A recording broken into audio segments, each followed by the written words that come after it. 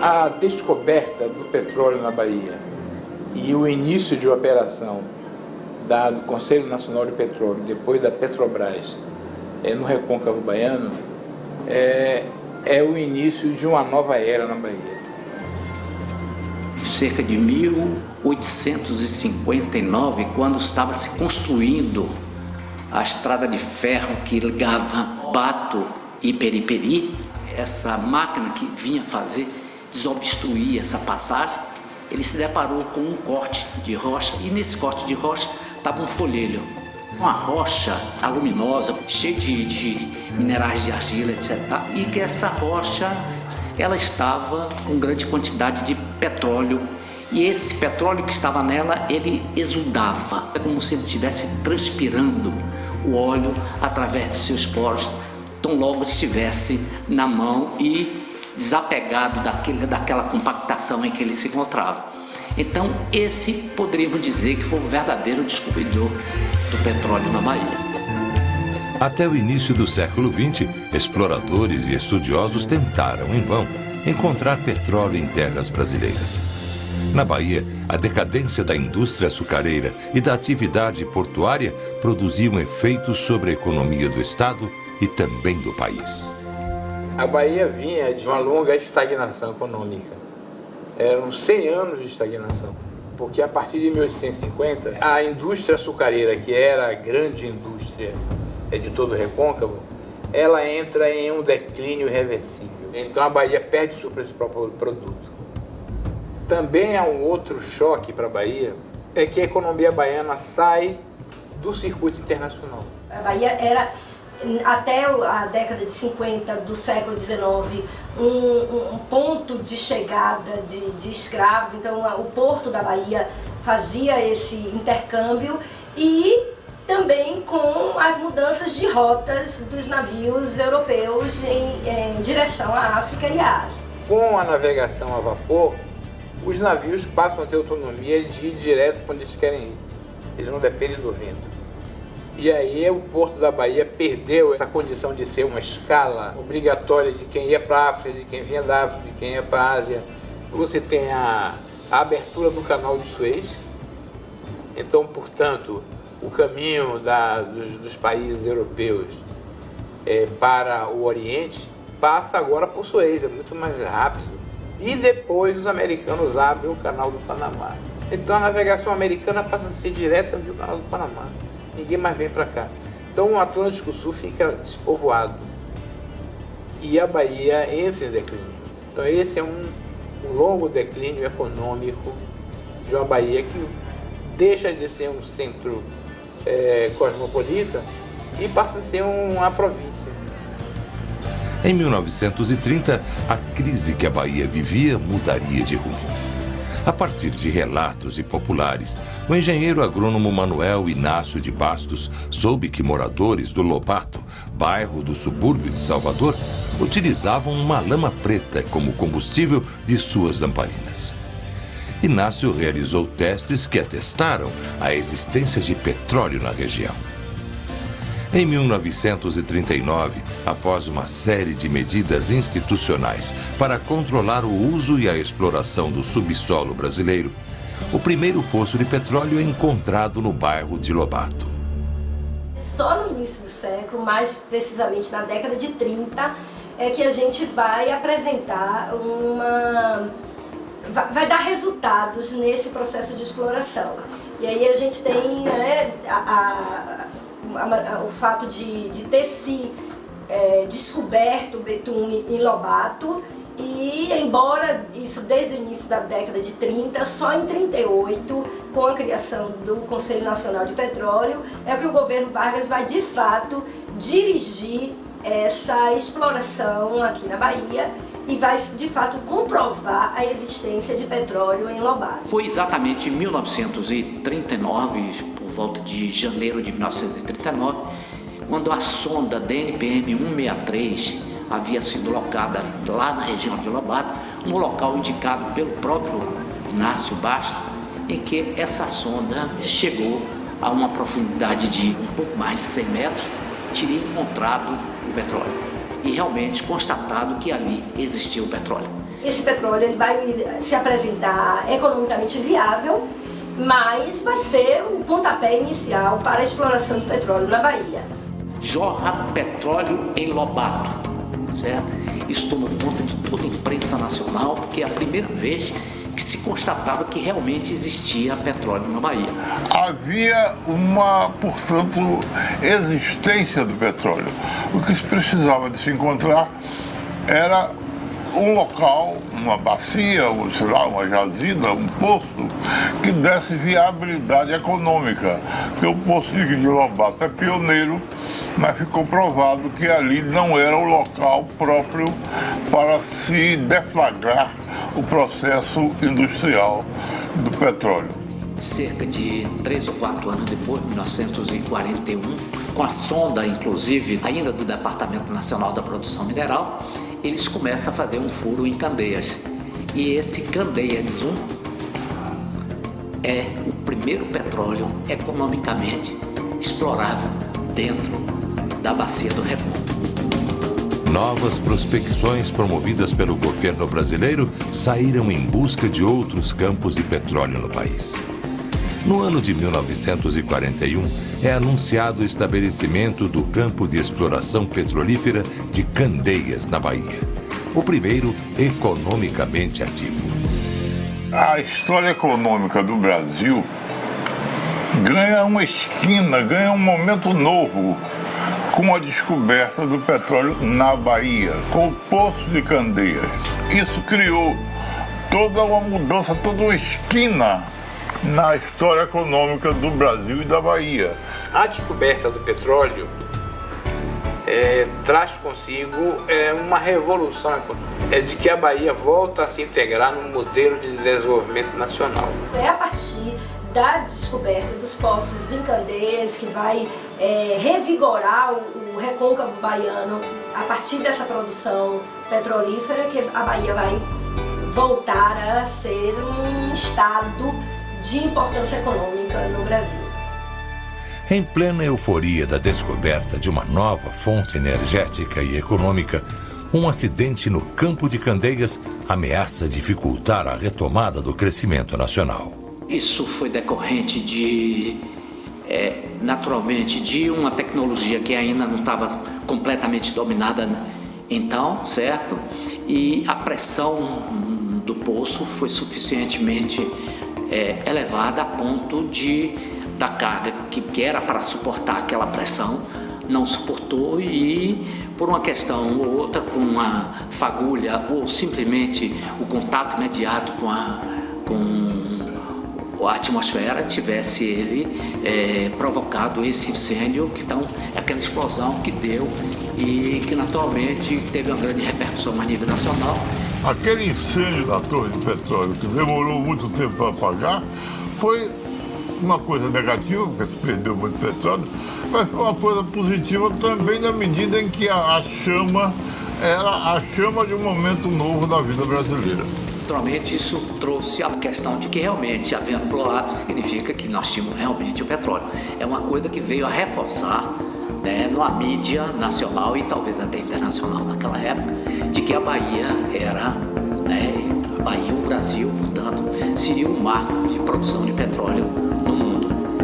Em 1946, inicia-se uma campanha nacionalista em defesa da soberania brasileira sobre o recurso natural chamada O Petróleo é Nosso.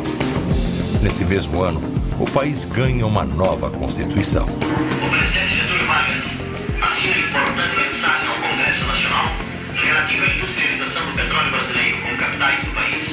Este ato marca o início de uma nova fase da emancipação da economia do Brasil.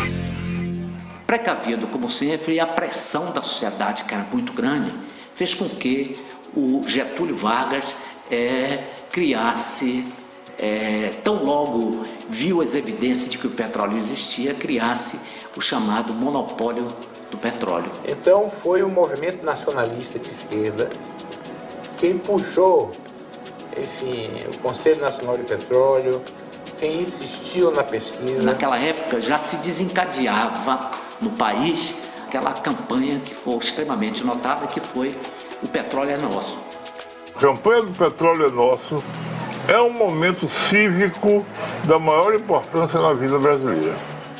O petróleo é nosso, que vai envolver uma grande gama da sociedade organizada, da sociedade civil organizada, em particular partidos políticos, estudantes e trabalhadores brasileiros, numa campanha que vai, de certa forma, ser alimentada e patrocinada pelo governo Vargas. E logo em 1953, o próprio Getúlio Vargas determina a lei de 2004, e essa lei de 2004 que praticamente deixa com responsabilidade exclusiva de uma empresa que faria exploração, que foi a criação exatamente da Petrobras.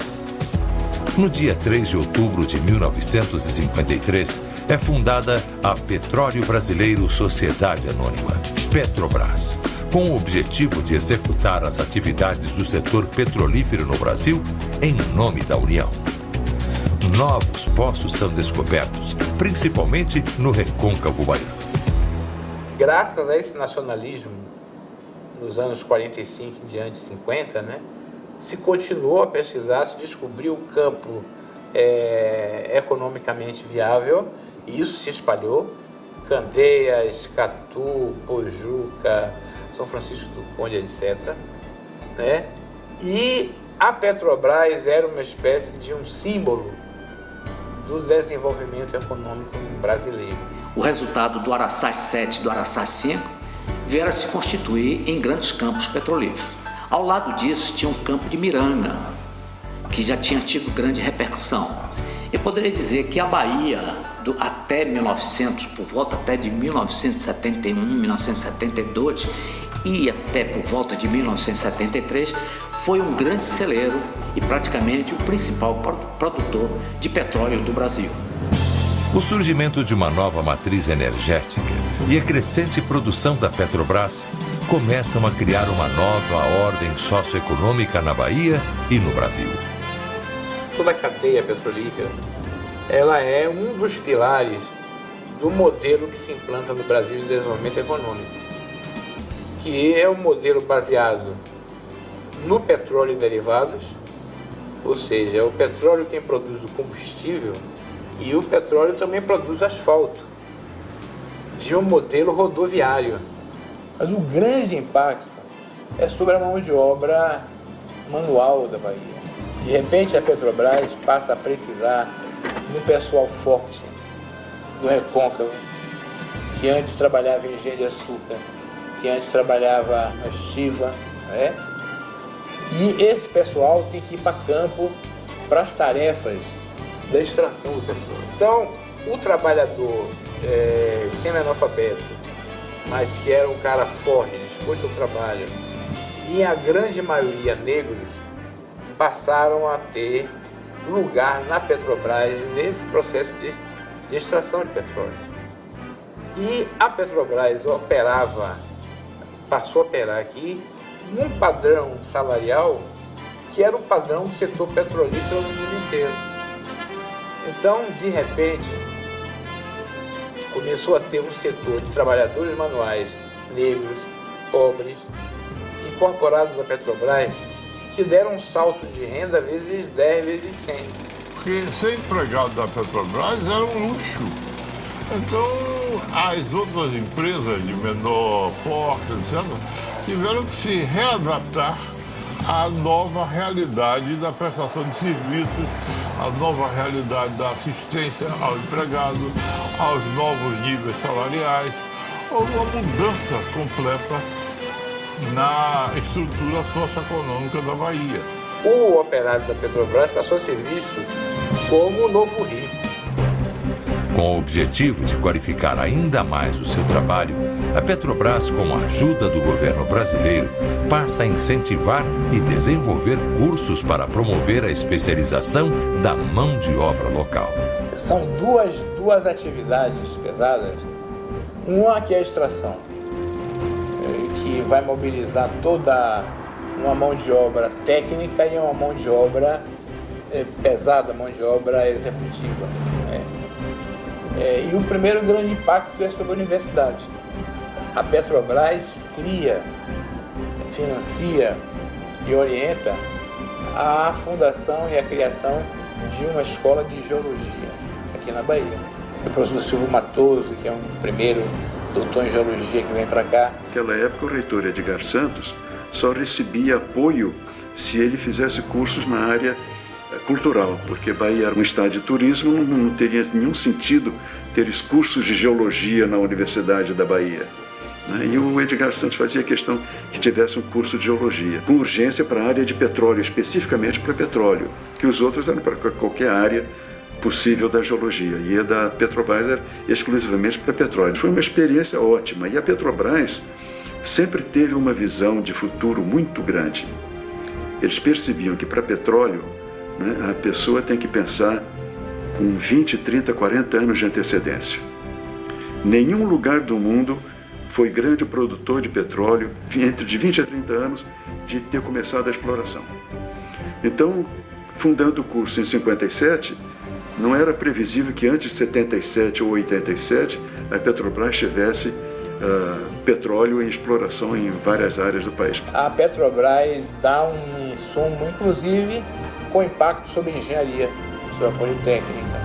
Então há um mercado qualificado de geólogos e engenheiros, para a Petrobras. A Petrobras ela foi muito inteligente, eu digo inteligência em termos de conhecimento, porque ela tentou se abrigar, buscar os conhecimentos, não só na própria universidade interna que ela dispõe, como também ela foi abrigar pessoas de alto gabarito dentro das universidades brasileiras e até nas universidades internacionais, trazendo essas pessoas que pudessem desenvolver tecnologias para que dia a dia fosse aperfeiçoando cada um dos casos.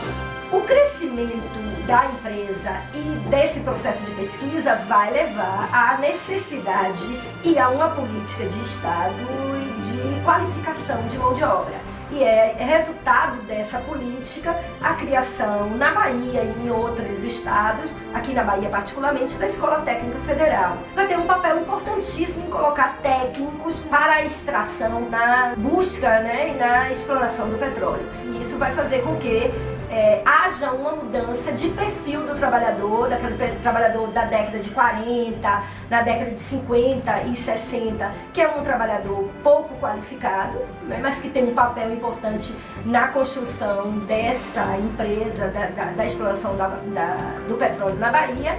Mas a partir da década de 70 a gente vai ter técnicos e também engenheiros, com a criação do curso de geologia na UFBA e de outros cursos de engenharia que vão atender especificamente ao polo petroquímico e, em particular, aos poços de exploração de petróleo na Bahia. Então, quando a petroquímica vem, a petroquímica já ocupa uma mão de obra de setores médios, de jovens que são alunos de escola técnica, da politécnica. Enfim, aí você tem um outro padrão do operário da petroquímica, que também é ativo, que também está no centro, mas que é mais intelectualizado, é mais político. Aí surge o movimento negro. Se você olhar o movimento negro, não surge com Bahia no tempo da Estiva, mas vai surgir com o vovô. A geração que criou ele aí era uma geração de gente, trabalhador do polo petroquímico, e que tinha a grana para investir na consciência negra. A primeira elite negra baiana foi o petroleiro, né? Tanto que nós fomos os primeiros patrocinadores de bloco aqui, de aí fomos nós. Não tinha patrocinador, mas com o salário da gente dava para bancar. A Petrobras multiplica a sua produção, ganhando importância internacional. E após 2 crises petrolíferas mundiais e da necessidade de suprir uma demanda nacional, parte em busca de novos campos de exploração, dessa vez em águas profundas do litoral brasileiro. Quando o preço do petróleo subiu, com a primeira em 1973 e depois em 1983, 81, por aí assim, o que a gente chama as 2 grandes crises do petróleo, e o Brasil consumiu uma quantidade enorme de petróleo em relação ao que produzia, quer dizer, 10% era produção nacional, 90% era importado, então a balança de pagamentos do Brasil foi por água abaixo. Mas, felizmente, nessa época, nós descobrimos, nessa época que estava o preço do petróleo subindo, descobrimos petróleo no mar, na bacia de Campos, que tem uma produção hoje que dá independência total de petróleo no Brasil. Já produzimos diariamente petróleo que nós levaríamos alguns anos para produzir em 1970 ou até mesmo em 1980. Foi isso aí que deu possibilidade a gente de encontrar petróleo no mar e ser hoje praticamente uma potência petróleo marinha, não é? E com um futuro bastante grande pela frente.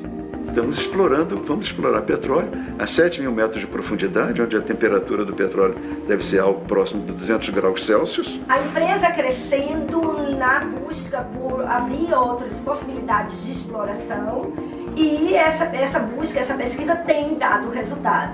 A gente tem tudo, enquanto empresa petrolífera no Brasil, a Petrobras tem tudo para continuar crescendo, para continuar se impondo e se tornar, quem sabe, a maior empresa petrolífera do mundo. Em 2011, 70 anos após a descoberta do primeiro poço comercial, assistimos o Brasil entrar no seleto grupo de grandes produtores de petróleo e prestes a se transformar numa das mais fortes economias mundiais. Eu admiro profundamente a Petrobras porque ela não mudou a orientação da empresa desde que foi fundada. Quer dizer, é uma empresa de pesquisa, é uma empresa que tem que enfrentar problemas novos, às vezes até inimagináveis. Eles talvez, quando começaram a perfurar petróleo aqui no Brasil, na Bahia, né, eles jamais teriam imaginado na época que fosse explorar no mar e que o mar ia dar muito mais petróleo do que a terra.